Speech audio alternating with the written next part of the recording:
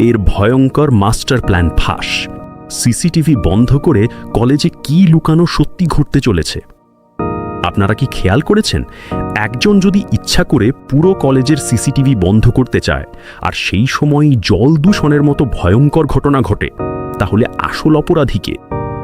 আজকের কম্পাসে এমন একটা প্ল্যান সামনে এসেছে যেখানে শুধু জল নয়, পুরো সিস্টেমকেই অন্ধকারে ঢেকে দেওয়ার চেষ্টা চলছে।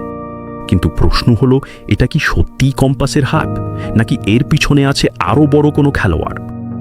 আমার মতে আজকের এপিসোডটা শুধু একটা ড্রামা না, এটা একটা মাইন্ড গেম স্টোরি।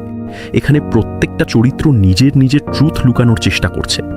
কম্পাস চরিত্রটা এখানে ক্লাসিক ম্যানিপুলেটর হিসেবে উঠে এসেছে।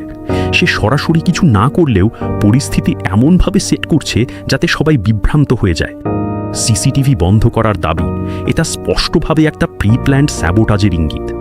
অন্যদিকে অরিনকে নিয়ে যে পারিবারিক চাপ এবং ভুল বোঝাবুঝি তৈরি হচ্ছে, সেটা আসলে ইমোশনাল ম্যানিপুলেশনের একটা বড় উদাহরণ।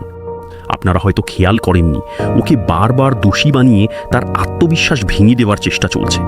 শেষে সবচেয়ে বড় টুইস্টটা আসে যখন কম্পাস সরাসরি ঘোষণা দেয়, এটা শুধু শুরু। পুরো কলেজ ভবিষ্যতে আরও বড় বিপদের মুখে পড়বে।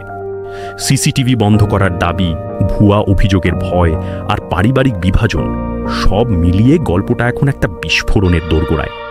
কিন্তু কাকিমণি এখনো কেন অনুপস্থিত? তার উপস্থিতি কি পুরো রহস্য উন্মোচন করবে? পরের পর্বে কি সত্যিই আসল মাস্টারমাইন্ড সামনে আসবে? এই প্রশ্নগুলোই এখন দর্শকদের সবচেয়ে বড় কৌতূহল। কমেন্টে আপনার থিওরি জানাতে ভুলবেন না, কারণ সত্যিটা হয়তো এবারই ধরা পড়বে। আর মাহি ও দাদার মধ্যে যে দ্বন্দ্ব, সেটা আরও গভীর। এখানে ইগো, পাওয়ার আর ট্রাস্ট সব মিলিয়ে একটা টক্সিক ফ্যামিলি ডাইনামিক তৈরি হয়েছে। বিশেষ করে গরম জিনিস পড়ে যাওয়া ঘটনাটা কি সত্যিই দুর্ঘটনা, নাকি ইমোশনাল রিয়াকশনের ফল? এটা নিয়েও সন্দেহ থাকে।